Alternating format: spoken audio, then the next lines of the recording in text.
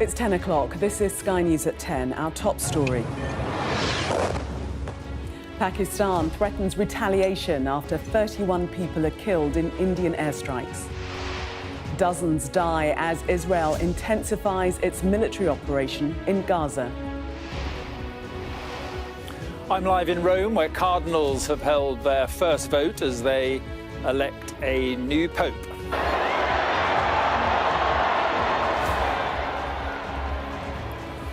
After hours of deliberation, black smoke signifying that there is not yet agreement on who will succeed Pope Francis. Also tonight, the Prime Minister again refuses to back down on cuts to winter fuel payments despite Labour unease. And we'll take a first look at tomorrow's front pages in our press preview from 10:30 right through to midnight.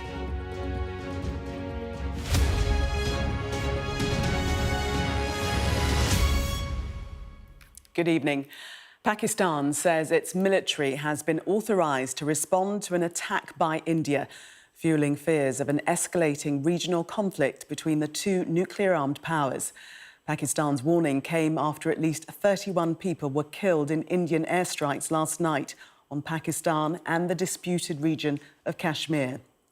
Well, the region has been the focus of tension for decades, with both countries claiming Kashmir as its own. India says it struck 9 sites last night, targeting what it says are Pakistan-backed rebels who shot dead dozens of tourists last month. Amongst India's targets was Bahawalpur, a city in Punjab in Pakistan. This footage shows large explosions near the Jamia Masjid Subhanallah Mosque. Well, that mosque is located just west of the city. Daylight revealed the damage it sustained. Pakistan has denied backing the rebels and says it now reserves the right to respond to what it describes as an Indian act of war. Our India reporter, Naval Lazarus, reports now from New Delhi. Explosions across Pakistan in the middle of the night. India says these were precision strikes on 9 terror cells. We heard 5 to 6 huge blasts over there. After that, panic spread among the people. We were sleeping when we heard huge firing, and an announcement came from the mosque loudspeakers that we need to evacuate the area as soon as possible. Daylight revealed the full extent of the destruction. It's what the world feared and Pakistan expected since the brutal killing of 26 people in Pahalgam in Kashmir. This is a building in Muridke in the Punjab province. India says the town serves as the headquarters of the terror group Lashkar-e-Toiba and was a legitimate target. Pakistan denies that and has pledged to respond in kind. As usual, as in the past, India attacked Pakistan in the dark, tried a dirty attack, but with the grace of God, with the prayers of 240 million people of Pakistan, our brave forces have given a resounding response to your dirty attack and turned the darkest night into the brightest night. Delhi insists no military facilities or civilians were in its crosshairs. There's still smouldering debris, the evidence of an assault, as many slept. These actions were measured, non-escalatory, proportionate and responsible. They focused on dismantling the terrorist infrastructure and disabling terrorists likely to be sent across to India. Caught in the crossfire are civilians, many killed and many more injured as soldiers from both sides exchanged artillery fire across the 500-mile line of control. As tensions escalate, airports are either empty or closed. And ordinary people now fear what could happen next. Indian army have attacked the mosque, the prayer place, and they have killed the civilians. They have no mercy on us. The first funerals have been held for those who died. Coffins draped in the national flag carried by soldiers. And rage directed across the border. India's government has ordered mock security drills with air raid sirens blackouts, simulated fire emergencies and search and rescue operations, even setting up temporary hospitals across the country.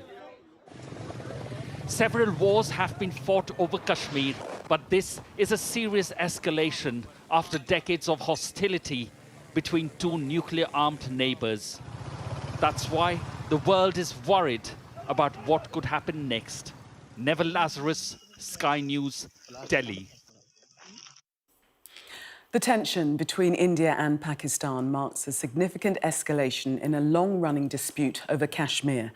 Our international correspondent, Alex Rossi, now examines why the region has become such a flashpoint. The Kashmir conflict has shaped South Asian geopolitics for more than 7 decades. The struggle between India and Pakistan over the territory has led to multiple wars, and the area is now one of the most militarized in the world. India and Pakistan are once again on the brink of all-out war, but to understand the present tensions, you need to go back in time. Let's rewind to 1947.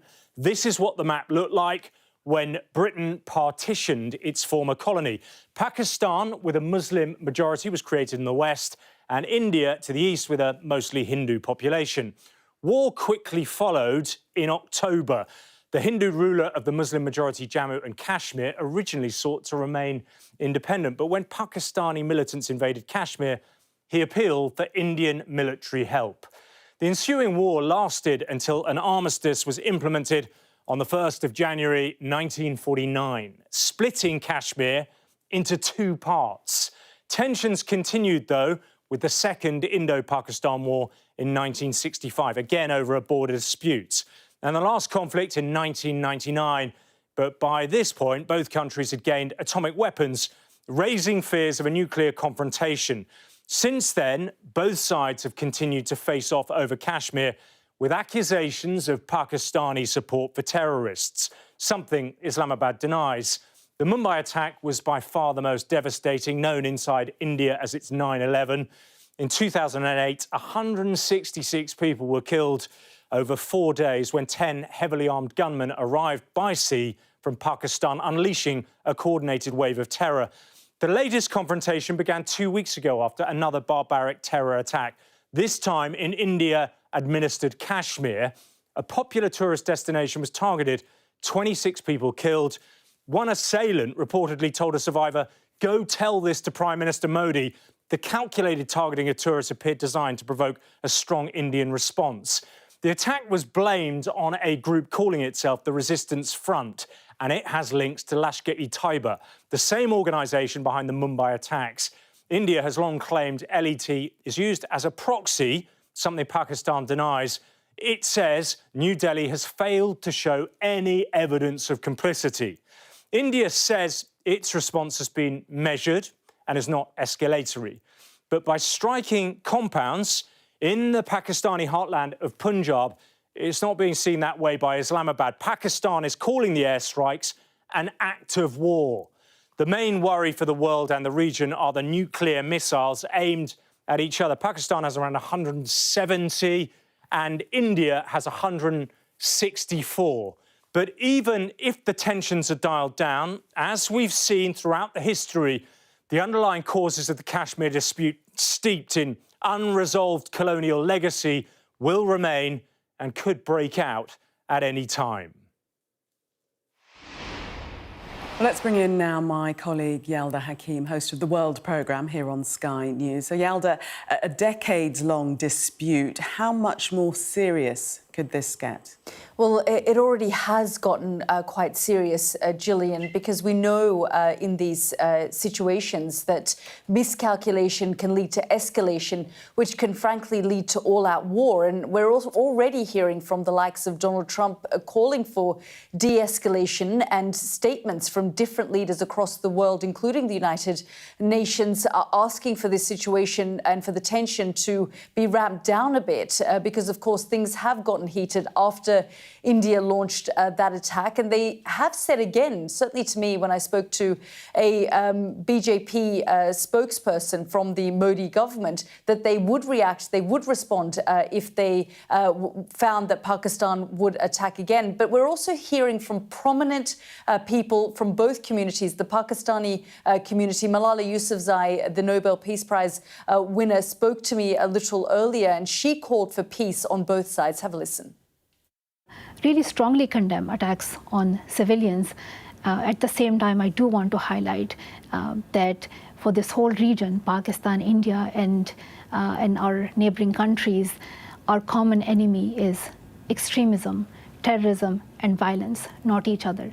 We have to unite against these forces that try to divide us, and I hope that Pakistan and India and the international community will come together in this moment to try to de-escalate the tensions.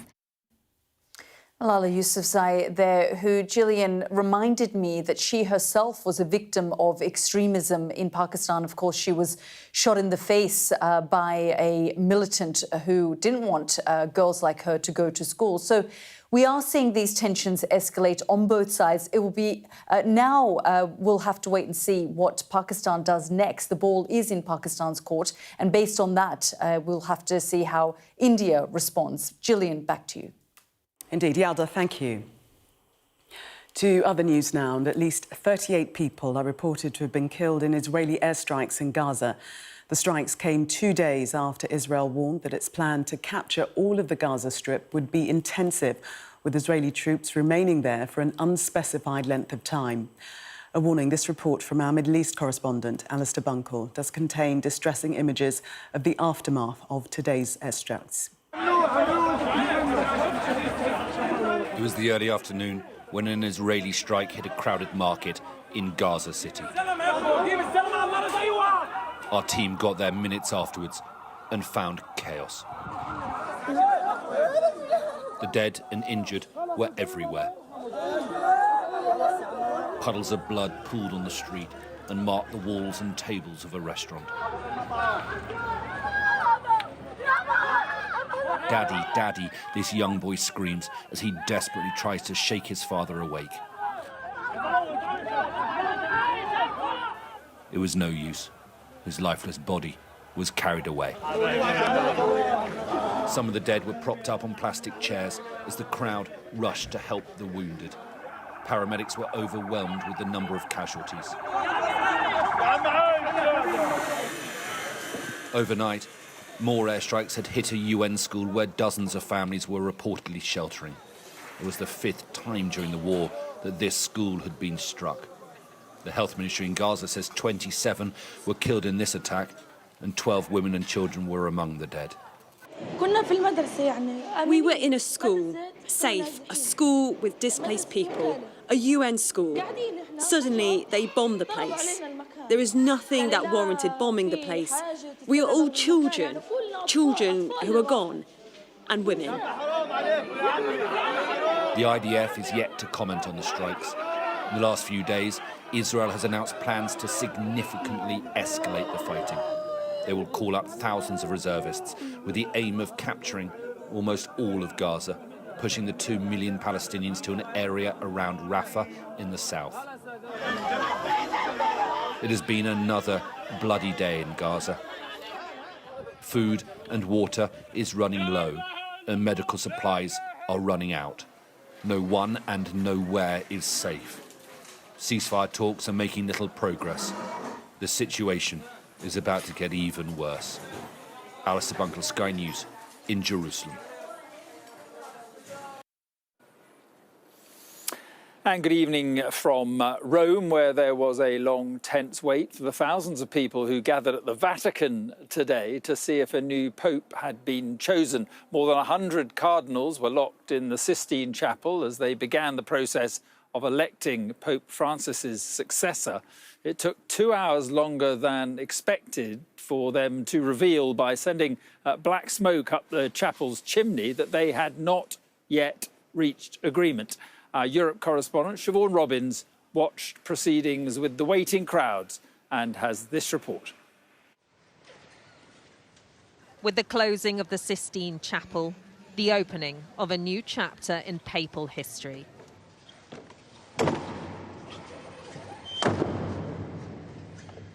Behind these doors, 133 cardinals are voting for the next pope.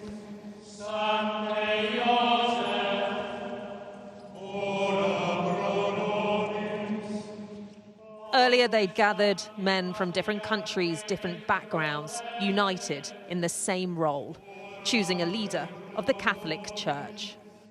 We will now enter into conclave to elect the Roman pontiff.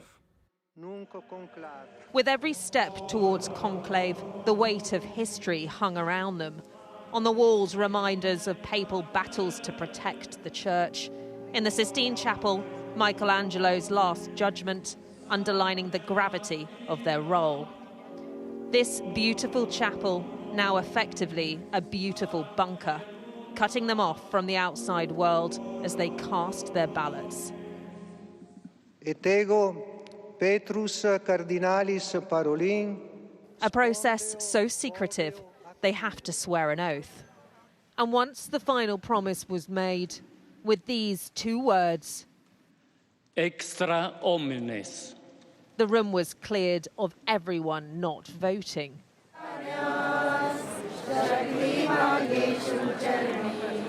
As the cardinals considered the future, pilgrims arrived hoping to see history being made. Some overwhelmed by the moment, others overjoyed to be part of it. And by God's grace, I just felt that I needed to come earlier. And after I booked the tickets, it was announced that the conclave will start today. And who could be the next pope? At a mass before conclave, men named as favourites worshipped and were offered best wishes.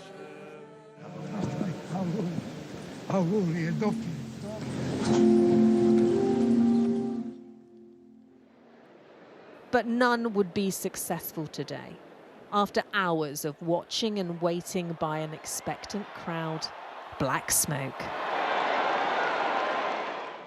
First vote, no decision, and it's no surprise, but many here are still hoping that a new pope will be elected before the weekend. This time, the thousands waiting were disappointed. But it's not long until the next vote and a fresh chance of white smoke.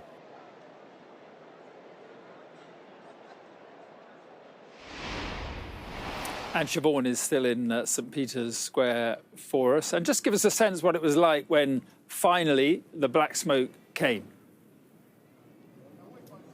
Well, it had been a tense few hours. We're told that 45,000 people had packed into this square, watching the chimney on the Sistine Chapel. And as each hour ticked by, the tension rose. And if someone clapped, if someone thought they saw smoke, everyone then peered, trying to get a glimpse of it. But then there was, of course, no result hour after hour. And then people started wondering, well, does this mean we're going to get a pope? So then you felt nerves fray even further. And then suddenly we saw it, the black smoke coming from the chimney. At that point, there was a collective groan, and then people started leaving the square really quickly. But it was amazing to be here because you could tell that people had come, not just religious people, people from around the world who were drawn here, who wanted to be part of history, to see what was happening, to see who would follow Pope Francis as the next pope. Siobhan, thanks very much indeed. Now back to Gillian in London. Thank you. Sir Keir Starmer has again defended cutting the winter fuel allowance, despite growing disquiet within Labour about the policy following the party's poor performance at the local elections. At PMQs today, the Conservative leader, Kemi Badenoch, challenged the Prime Minister and asked if he would now admit he was wrong to take the payment away from millions of pensioners. With the closing of the Sistine Chapel, this issue affects some of the poorest and most vulnerable pensioners. His mayor in Doncaster says it's wrong. His First Minister in Wales says it's wrong. Even his own MPs are saying it's wrong. He's refused to listen to me on this. Will he at least listen to his own party and change course? Mr. Speaker, let's spell this out. All the parties opposite would take this country back to where it was a few years ago. Broken public finances, interest rates through the roof, NHS waiting lists at all-time high. Because no other party in this House is prepared to say how they would put the finances straight. No other party is saying how they would invest in our NHS and public services. No other party is focused on the long-term prosperity of Britain. Live to Westminster now, and our chief political correspondent, John Craig. And John, the Prime Minister adamant that he will not be U-turning on the policy, but the question isn't going away. Could he eventually relent? Those answers at Prime Minister's questions dismayed many Labour MPs. They worry that after those dreadful results last week, despite what the PM and other ministers say, the government is just not listening to their concerns and the concerns of voters on issues like the winter fuel allowance, which badly damaged Labour in all those elections. Now, tonight, there was an emergency meeting of the Parliamentary Labour Party, which was addressed by Pat McFadden, Mr Sir Keir Starmer's chief cabinet fixer. Well, the aim really was to try and calm nerves amongst jittery Labour MPs. But what happened was Mr McFadden ended up just launching into a pretty strong attack on reform. Didn't really offer any hint of concessions at all. Not that many of the really hardcore rebels were there, apart from Diane Abbott. She left before the meeting. She didn't look happy. It was mostly the younger MPs, though, about 100 of them. And this is a flavour of what Mr McFadden had to say about Labour taking on reform. He said, Labour is always at its best when we look to the future. This is the fight of our lives, he said. This is the generational fight in this new political era. I want to tell you, we have to take on this new fight for the future, and we have to win. He said it was a battle for the very heart and soul of the country. So Labour are now acknowledging that perhaps Reform, rather than the Tories, are going to be their rivals at the next general election. Strong words from Mr McFadden there. As for the Conservatives, well, they're in a pretty gloomy mood as well.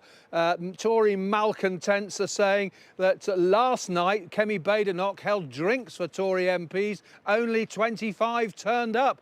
It's claimed the Tory co-chairman Nigel Huddleston had to ring round to get people to turn up. And one malcontent Tory MP told Sky News the Prosecco was flat and the atmosphere was flatter still. John, thank you. Well, meanwhile, Reform UK has said it won't suspend a newly elected councillor who shared a Hitler meme during VE Day commemorations. Joel Tetlow, who now sits on Lancashire Council, posted an image of Hitler overlooking a map of Europe and compared Nazi invasion planning to small boats crossing the Channel. He's since deleted it. A court has heard that two men accused of cutting down the Sycamore Gap tree did it for a bit of a laugh. Prosecutors made the claim at the trial of Daniel Graham and Adam Carruthers. Both deny criminal damage over the felling of the tree in 2023. Court documents have revealed that singer Liam Payne left behind more than £24 million after dying without a will. Cheryl Tweedy, the late singer's ex-partner and mother of his son, is an administrator for the estate, giving her legal responsibility.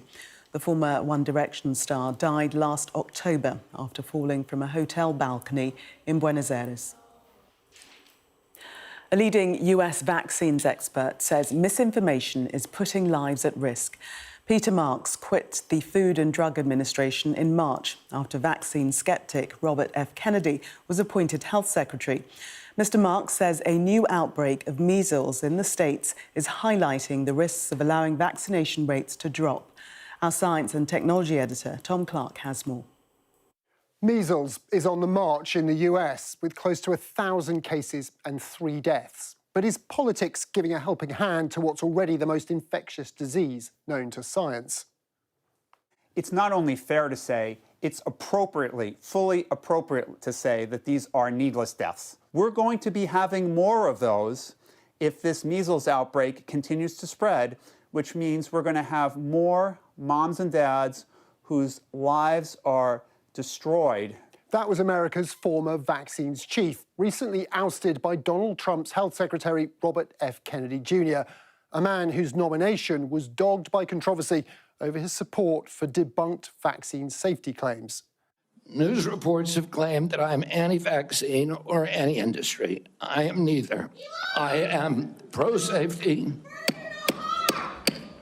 That was January, around the same time America's measles outbreak started. There have now been 935 confirmed cases across 29 US states, with ongoing outbreaks in 6 of them. The largest is in Texas. 3 people have died, 2 of them children. All were unvaccinated. There were also outbreaks in Mexico with 421 cases and 1 death, and in Canada with more than 1,000 cases. Many, but not all, are linked to the Mennonite religious group at the heart of the Texas outbreak. After the 3rd death in April, Secretary Kennedy endorsed the MMR vaccine for measles, but just days ago asked federal agencies to look at alternative treatments, including vitamins, and revived claims the MMR jab contains aborted fetus debris. It doesn't. Science is reality, and ultimately they're not going to be able to run from reality. As the deaths start to crank up, public opinion will certainly change. Dr. Marks is urging Secretary Kennedy to accept expert advice and stop short of criticising him directly. Others don't. When he was confirmed as Secretary of Health and Human Services, I think that was a sad day for America's children. He has for 20 years been a virulent anti-vaccine activist, science denialist, and conspiracy theorist. I only hope that we hit bottom quickly enough so that President Trump realizes the mistake he made and withdraws him from that position. Experts worry that White House cuts to global health funding combined with mixed messages on vaccines is pushing the world towards a vaccine crisis that risks undoing years of progress in eliminating diseases that were once routine killers of children. Well, that was Sky News at 10. Coming up, we'll take a first look at tomorrow's newspapers in the press preview. Tonight, we're joined by political commentator Adam Bolton and Whitehall editor of the Daily Mail, Claire Ellicott. Amongst the stories we'll be discussing, this on the front of the Financial Times. Its headline, war fears mount after Pakistan vows to hit back at India's deadly airstrikes. We'll be back for much more. Do stay with us.